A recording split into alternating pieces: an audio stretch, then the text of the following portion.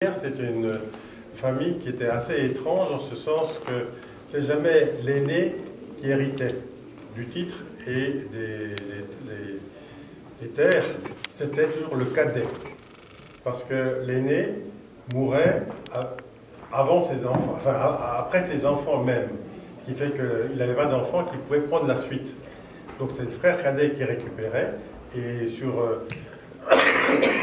une douzaine de générations, ça s'est passé comme ça.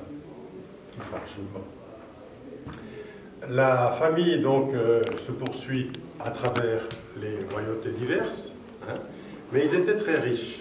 Ils étaient très riches et ils étaient les seigneurs donc, de Ribeauvillé et autres lieux, et ils étaient le protecteur des ménestrels. Ménestrels, c'est trouvère, troubadour, et ainsi de suite. Il y en avait à l'époque à peu près 800, dont 20 femmes. C'était une corporation très réglée, on ne pouvait pas être ménestrel facilement. Or, c'était très important les ménestrels. Bon, pour agrémenter les mariages, les fêtes et autres, c'est une chose. Mais c'est important aussi parce que c'est les porteurs de nouvelles.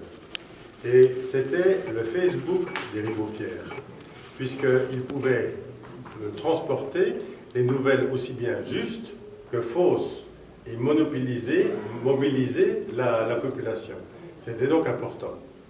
Ils étaient riches aussi parce qu'ils avaient la moitié des mines d'argent de Sainte-Marie-aux-Mines. L'autre moitié appartenait au duc de Lorraine, donc à la France.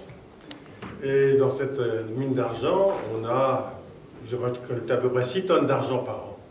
La plus grosse pépite qu'on ait trouvée pesait 150 kilos, et vous aurez l'occasion de voir un peu ce qu'on en a fait. Et le trésor des Ribeaupierre, effectivement, se retrouve ici sous forme d'un nappe en argent. Ils avaient beaucoup de terrain, puisqu'ils avaient, entre autres, plusieurs milliers d'hectares de forêt, beaucoup de terrains agricoles, mais surtout dans le Ride. Hein. Ils avaient 3